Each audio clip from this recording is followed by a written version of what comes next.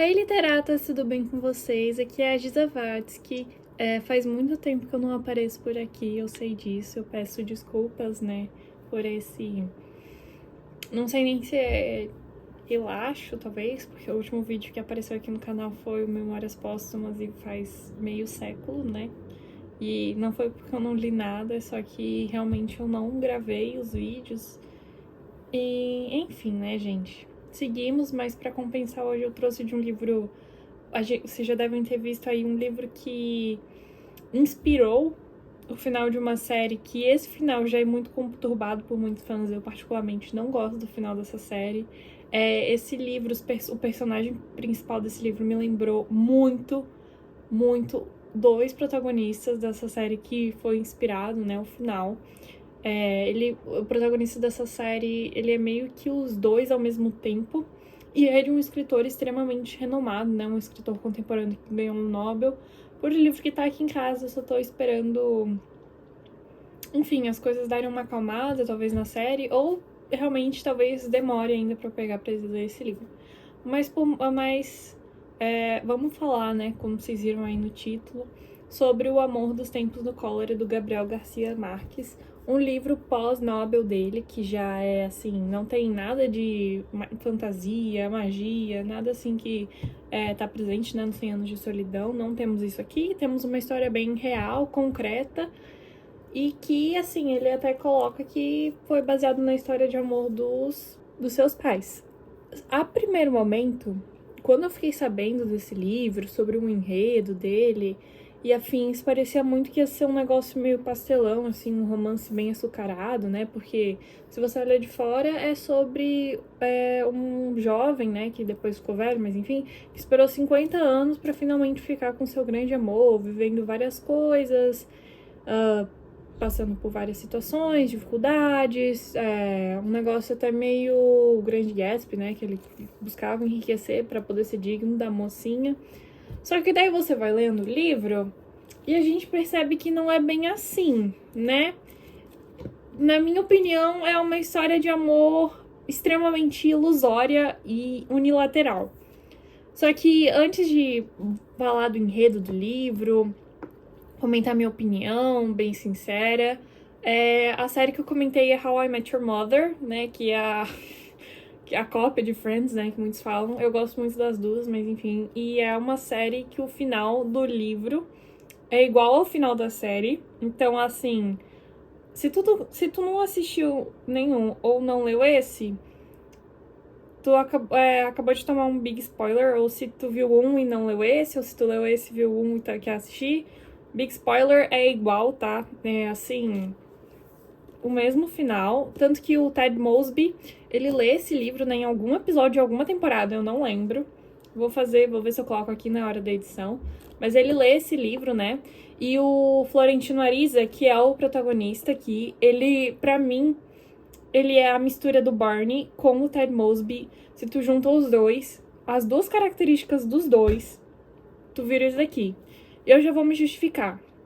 O Florentino Ariza, ele tinha um caderno com todas as mulheres que ele teve algum relacionamento.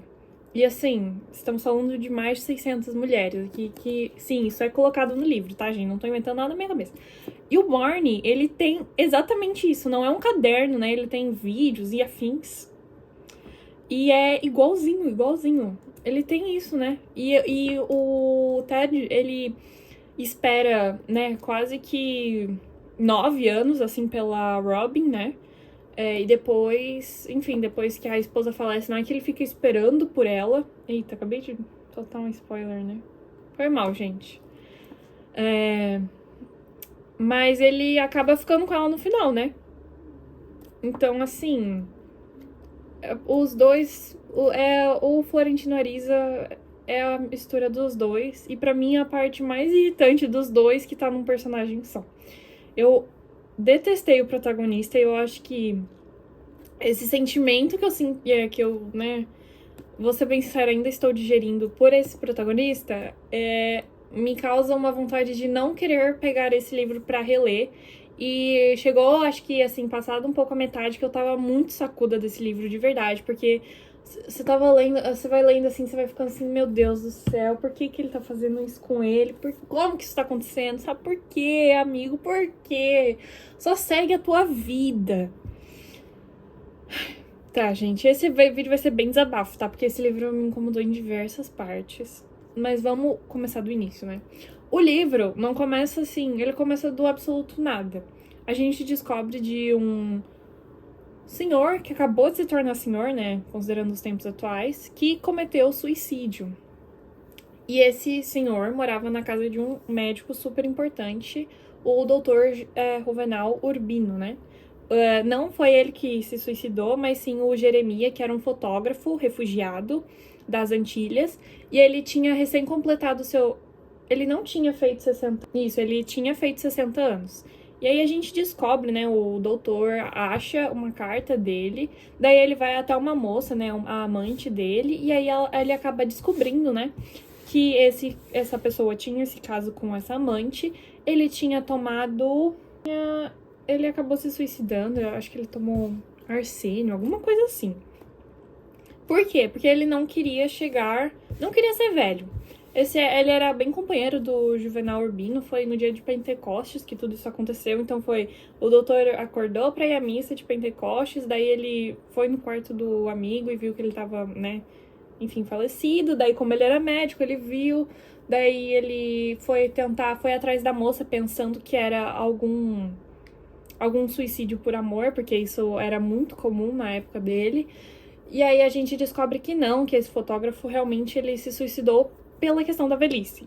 O que é interessante porque nós estamos falando aqui do Dr. Juvenal Urbino, que já tem lá pelos seus 80 e tantos anos. Então a gente tem realmente uma pessoa que quer viver muito mais, que é o doutor. A gente vê constantemente...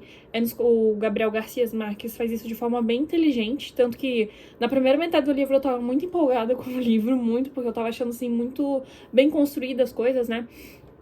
O doutor não queria falecer de jeito nenhum, tanto que tinha para alguns pacientes que ele nem receitava alguns remédios, enquanto para a saúde própria dele ele tentava de tudo mesmo para se manter vivo o mais longo de tempo possível. Se ele quisesse, ele gostaria de viver até os 120 anos, sabe? Ele era desse tipo aí. E aí, isso se contrasta muito com o que vai acontecer. Tá? Isso não é spoiler o que eu vou falar, porque acontece assim nas primeiras 100 páginas do livro, que o doutor Juvenal vai morrer, né? Bem no inicinho do livro, não que ele saia completo, porque assim, o livro ele é organizado.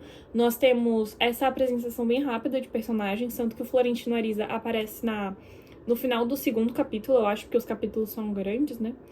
E aí a gente começa, de fato, a história de amor. Então eu achei essa construção muito legal. Daí ele vai lá desde a mocidade dos dois românticos, né, interessados, até o finalzinho da vida dos dois. Mas enfim, foca. Né, tô já me adiantando, tô colocando a carroça na frente dos bois. Daí a gente descobre, né, tudo isso em um dia só. Ele perde a missa de Pentecostes, e aí, no mesmo dia do velório do amigo, eles têm uma festa super importante na casa de não sei quem, e aí nisso a gente vai tendo sinais, né, na casa de festa de aniversário de uma pessoa importante, gente, não lembro quem que era. Um doutor, e aí depois eles iriam pro enterro do Jeremias, né. E nisso, a gente vai tendo vários sinais de que o doutor tá ficando velhinho mesmo, perda de memória, não reconhece os alunos que ele teve, né, ao longo de toda a sua carreira acadêmica aqui. É deixado bem claro, foi ilustre, ele foi uma pessoa que ajudou extremamente a combater a cólera, que tava tendo um surto, tanto que foi isso que matou o pai dele, que era médico também. E aí a gente tem ele foi muito importante pra cidade, que vocês não estão entendendo. Ele foi assim, ele ajudou a melhorar saneamento, ele estudou em Paris, né? Então, assim, ele voltou pra... Eu não lembro, eu acho que é pro Caribe, ou... Enfim, eu acho que aqui é Caribe, né, que se passa.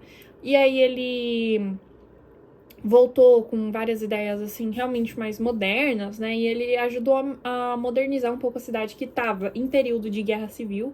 Então, isso é constantemente lembrado pra gente, né? Que vira e mexe, entrava e saía de guerra civil pela independência, por não sei o que, por liberais, conservadores, e guerra civil, guerra civil, guerra civil. E aí a gente nunca tem a certeza do que tá causando tanta morte das pessoas. Se é a volta da cólera, da doença, que inclusive tem os mesmos sintomas do amor, isso é deixado muito claro diversas vezes, né? Então a gente ainda tem esse... Estou apaixonado, estou com cólera, isso é até engraçado. Mas nós também temos sobre essa questão de estar morrendo muita gente, se é cólera ou se é a guerra civil, porque tem diversos momentos que o autor deixa um comentário do tipo: nossa, mas eu não sabia que a cólera tinha formato de uma bala na cabeça de uma pessoa, sabe? Um negócio meio pesado assim. Isso é deixado durante várias partes do livro pra gente ficar sempre com essa pulguinha atrás da orelha. Tem momentos que eles estão fazendo um passeio de balão, e aí eles passam por cima de uma vila que Vou falar o nome, não falei ainda, da Fermina Daza, que é o interesse amoroso da vida, literalmente da vida inteira, do Florentino, e acabou se tornando esposa do doutor Juvenal. Então eles estão nesse passeio de balão, eles passam por uma vila, assim, dela, e aí ela percebe, né, que tá super devastada. Daí tem acho que a pessoa que tá conduzindo fala: ah, deve ser a cólera. Daí que vem esse comentário: nossa, mas não sabia que a cólera era causada por tiro, sabe? Então tem todas essas questões que vão sim permear o livro, né, um contexto de guerra civil e... enfim, né, gente? Então, vamos lá. Eles vão nessa festa, a gente tem vários indícios dessa né? E a Fermina,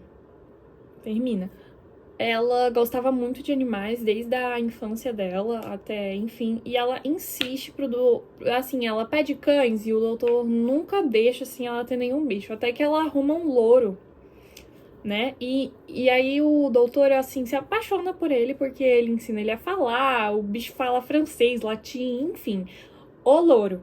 E aí tem um dia que esse louro, ele sai, ele acaba escapando da gaiola dele porque deixou aberta pra fazer limpeza, essas coisas. E aí o louro fica assim, durante todo esse dia que foi um caos, né?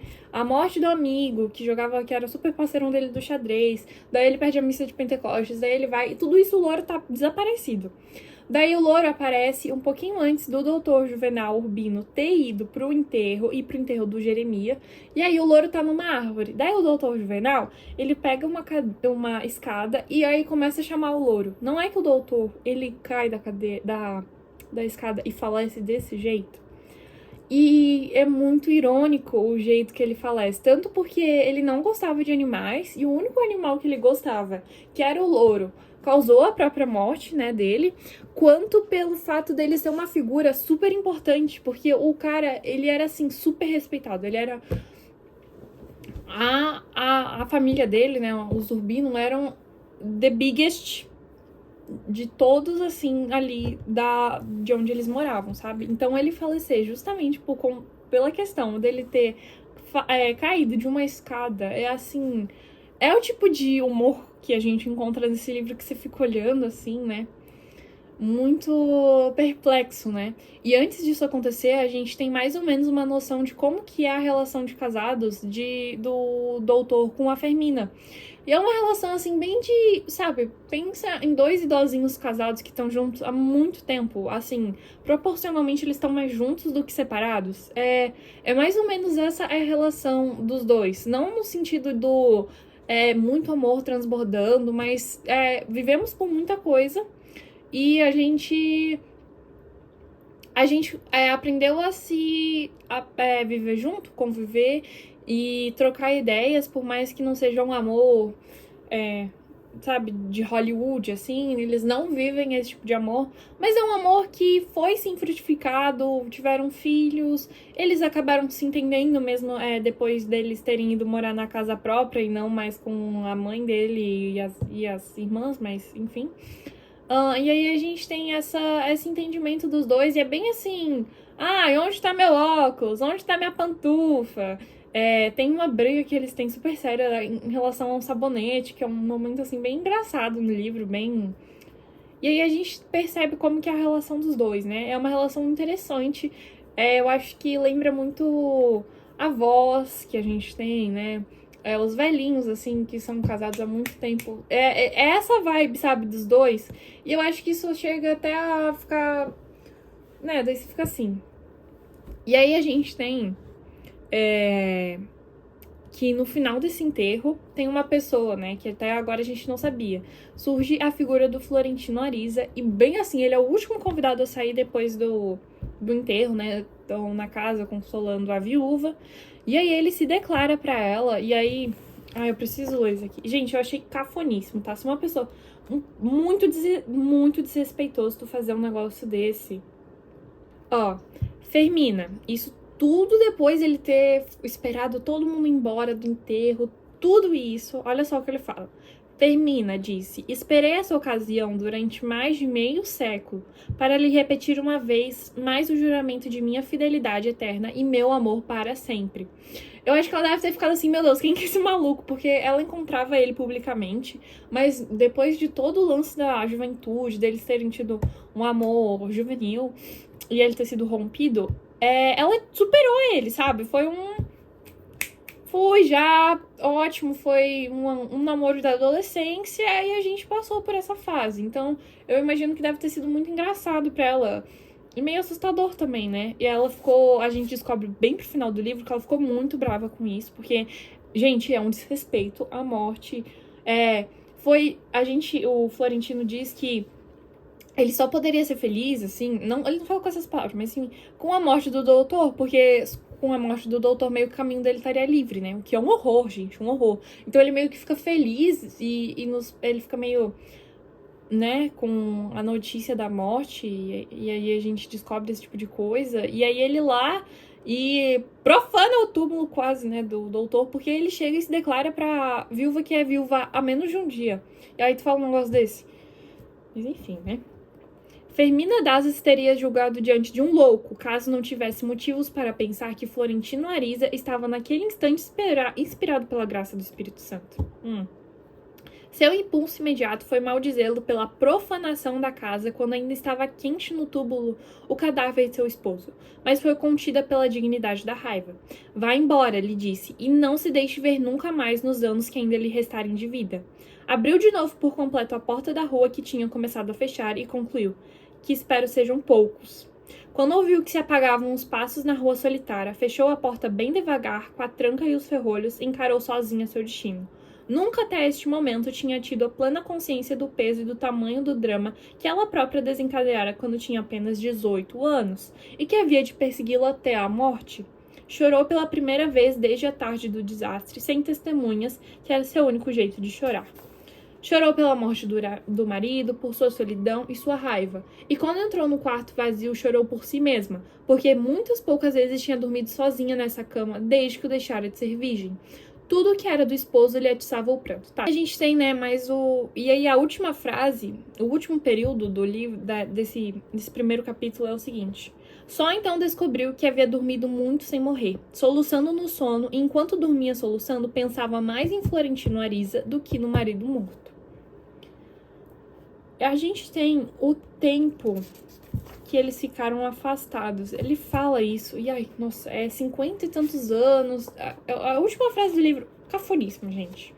E isso me intriga, porque parece que é uma zoeira, sabe, disso. Porque Florentino Ariza tinha resposta preparada havia 53 anos, 7 meses e 11 dias com as respectivas noites. Então a gente parece que é muito mais uma zoação do que levar a sério, porque o Florentino Ariza, ele abdica da vida inteira esperando pela Fermina Daza. Então, assim, eles só vão ficar juntos no final do livro, quando os dois são velhinhos. Então, assim, não é nem de imediato que a gente vai ter eles ficando juntos, mas é assim, eles vão trocar cartas, a família dela não vai... Os filhos, né? Principalmente a filha vai achar estranho isso. Ela acaba até brigando com a filha por causa disso. Porque são senhores, né, gente? Eu acho que... Ainda mais porque, gente, o Florentino, a reputação dele, péssima. E com razão. Porque... Ai, tô me adiantando demais. Me desculpem. Vamos falar do início dessa história dos dois, né? Os dois se conheceram quando um negócio bem assim, comédia romântica, assim, que ela se mudou com a tia e com o pai pra ilha, né? Eles estavam numa casa assim reformando. E aí ele viu uma menina que naquela época tinha 13, 14 anos, e aquilo. Ele se apaixonou perdidamente. Tanto por ela ser uma mocinha, acho que graciosa, né? Ela não tinha uma beleza espetacular, a gente tem, né, a descrição disso. Mas ela era bonita, e aí ele vai ficar admirando ela. Só que, o que eu acho? Isso foi extremamente intensificado, todo esse sentimento de paixão, tudo isso foi intensificado pelo como o próprio autor deixa. O Florentino Ariza, ele era um leitor voraz, só que ele lia tantas coisas boas quanto os 50 tons de cinza da época, sabe? Então ele lia um monte de coisa, e muitos romances, muita poesia melosa, tudo que, assim, pega o grosso do romantismo, o cara sabia de cor e salteado. Então, quando ele vê uma mulher que ele pode projetar esse amor fervoroso, essa paixão louca de verão, com beijos na chuva molhada, ele fica maluco. Então a gente tem declarações de amor fervorosa, ele entrega a camélia, que é símbolo de um noivado.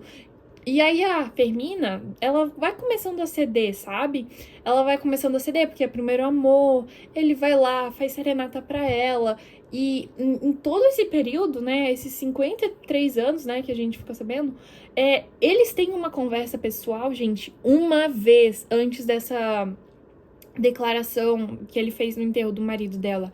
Eles conversam pessoalmente uma vez, que é quando a Fermina termina as coisas com ele. De novo, tô me adiantando. Só que é isso que eu tô falando. Eles só conversaram por cartas. E ainda foi por um período, assim, curtíssimo. E ela tinha que esconder as cartas do pai dela, porque o pai, ele não tinha o trabalho mais digno do mundo. Ele se envolveu em muita coisa. Tanto que depois ele teve que sair do país. E a carreira dele já tá meio decadente, assim. Ele não tá em boas posições sociais. Então, o que que eles... Então ele quer que a filha faça um bom casamento, né? Ele não quer que ela case com o Florentino, que é um filho bastardo, que não tem nada nesse momento da vida. A mãe é meio que assim, não tem uma posição social alta, e ele é considerado por muitos assim digno de pena, né? Ele não tem nada, e ele não quer que a filha realize um matrimônio com ele. Então ele é totalmente contra quando ele descobre, né?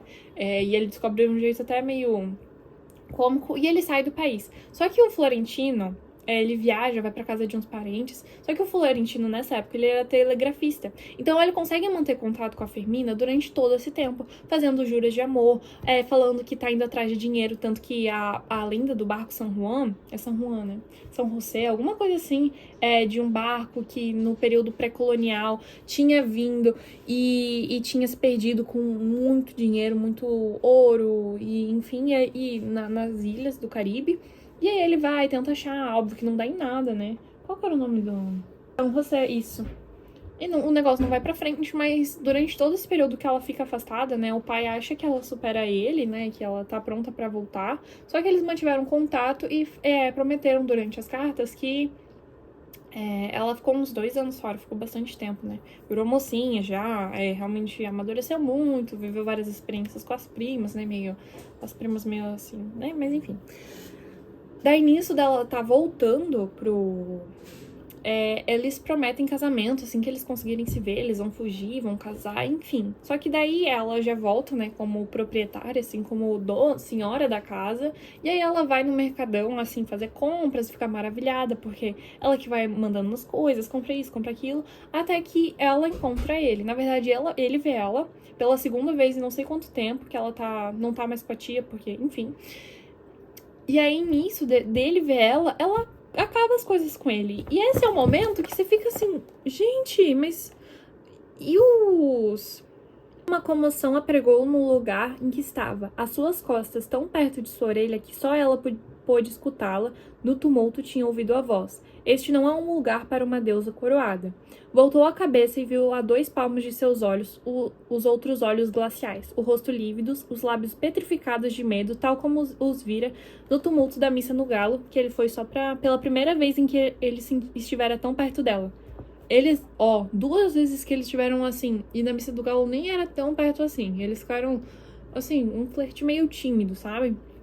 Só carta, gente, só carta, e não era nenhuma carta assim de realmente conversar o que estava acontecendo. Era ele mandando cartas de amor extremamente floreadas pra ela, baseada nos livros que ele tinha lido. Então, não era um amor de verdade, era um amor juvenil baseado na cabeça deles, na cabeça dos dois, que não tinha como ir pra frente, sabe? Pela primeira vez, mas ao contrário daquela vez, não sentiu agora a comoção do amor e sim o abismo do desencanto. Num instante teve a revelação completa da magnitude do próprio engano e perguntou a si mesma, aterrada, como tinha podido incubar durante tanto tempo e com tanta ferocidade semelhante quimera no homem.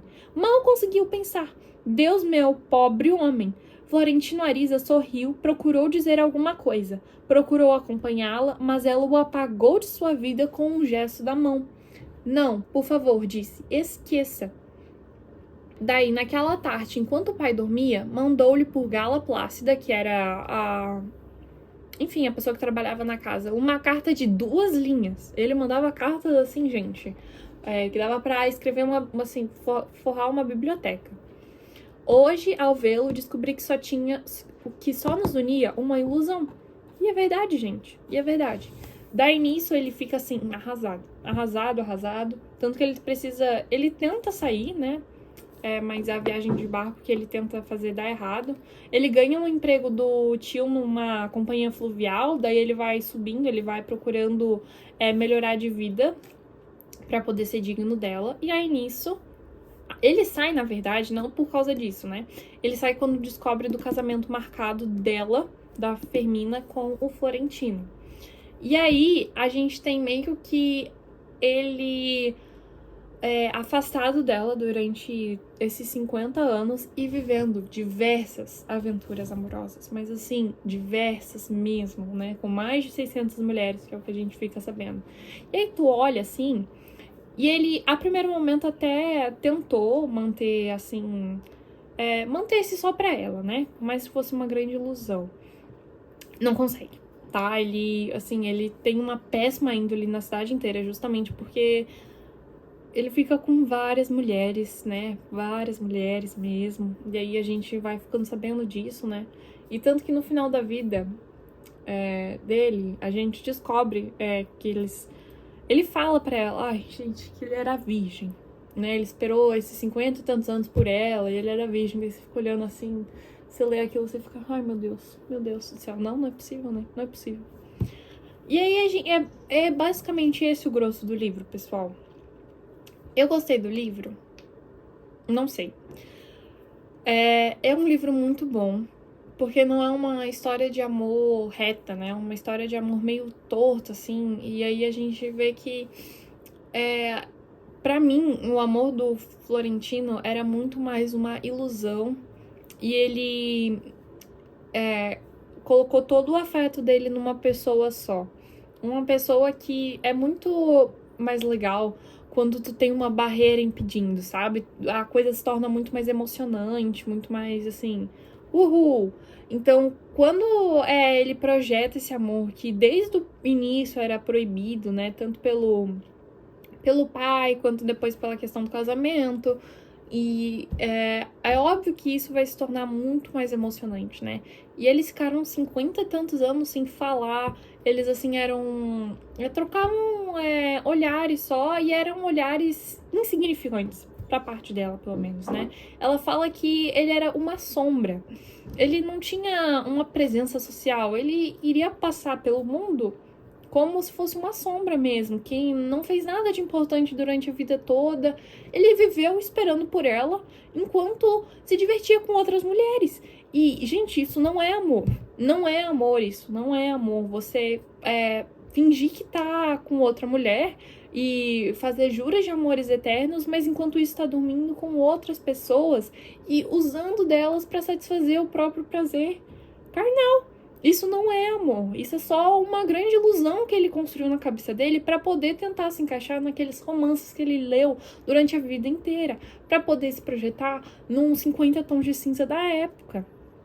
Então, é isso que me pega muito nesse livro, porque ele é um bom livro, só que sabe quando o final dele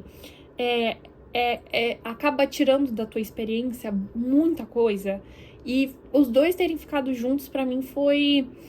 Não gostei dessa decisão. Eu achei... Eles até saíram numa viagem de barco da companhia que ele acabou herdando do tio. Ele conseguiu, né, de fato, uma proeza social. Só que... Eu não sei o que o autor quis dizer. Posso ser bem séria. Por favor, coloquem essas interpretações desse livro, porque eu fiquei com um sentimento muito ambíguo dele. Sendo bem sincera, eu não vou voltar a lê-lo. Provavelmente, eu não tenho vontade de fazer uma releitura. Estou, sim, curiosa para ver outras coisas do Gabriel Garcia Marques. E eu acho que quem assistiu How I Met Your Mother, ali mais pro meio do livro, tu vai ficar assim muito...